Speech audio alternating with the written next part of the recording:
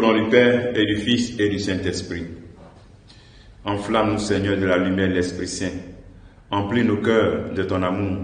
Affermis toujours de ta force la faiblesse de notre corps. Ô Seigneur, envoie ton esprit et tout sera créé et tu renouvelleras la face de la terre. Bien-aimés dans le Christ, nous sommes aujourd'hui 29 octobre et la parole de Dieu que notre Mère Église nous propose est extraite de l'évangile de Luc chapitre 14, verset 1 à 6. Un jour de sabbat, Jésus était entré dans la maison d'un chef des pharisiens pour y prendre son repas. Et ces derniers l'observaient. Or voici qu'il y avait devant lui un homme atteint d'hydropésie.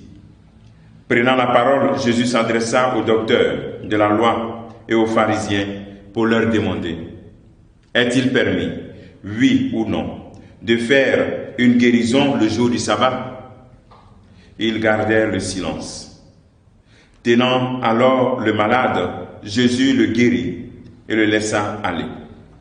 Puis il leur dit: si l'un de vous a un fils ou un bœuf qui tombe dans un puits, ne va-t-il pas aussitôt le retirer, même le jour du sabbat?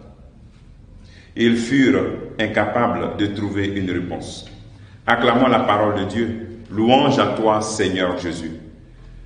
Dans cet évangile, on voit Jésus qui manifeste que Dieu prend soin de nous. Il prend soin de nous.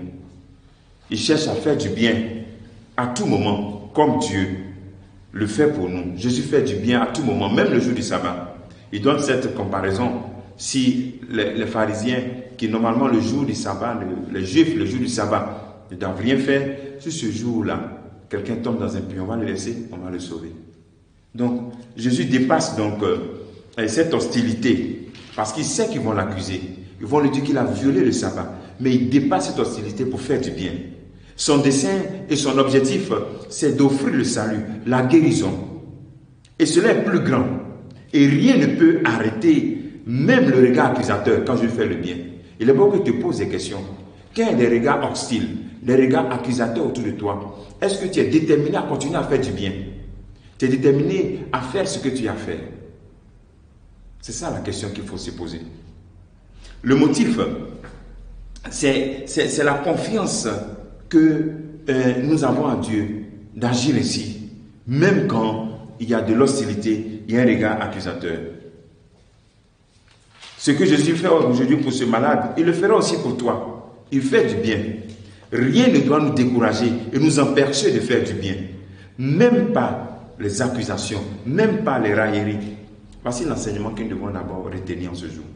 Deuxième, c'est d'éviter le silence coupable. Ici, ces pharisiens, quand Jésus pose la question, ils connaissent la réponse, mais ils ne peuvent pas parler. Ça, c'est un silence coupable. Face à la question de Jésus, les pharisiens gardent le silence, et pourtant, ils connaissent la réponse, mais ils ne peuvent pas donner de réponse.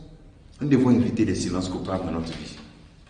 Il faut prendre la défense des opprimés, du faible, dans notre lieu de travail.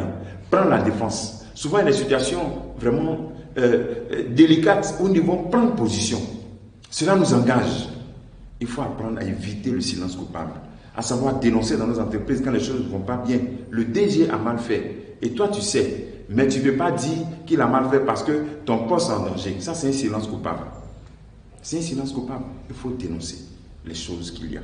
Nous voyons bien des injustices, mais nous ne disons rien.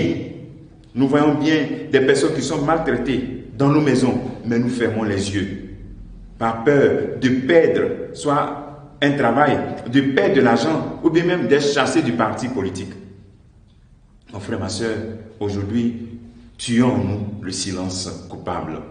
Dénonçons les incohérences sans être aussi des complices de ce qui rend l'homme esclave. Au cours de cette journée, il est bon que nous puissions poser un acte bien aujourd'hui, comme le Christ a fait pour ce malade. Et aussi, deuxième élément, de pouvoir dire ce qu'on a vu depuis le début, on ne dit rien, de pouvoir dénoncer. Voici l'action que nous proposons ce jour. Que le Seigneur te bénisse, qu'il nous bénisse tous en ce jour, au nom du Père et du Fils et du Saint-Esprit. Amen.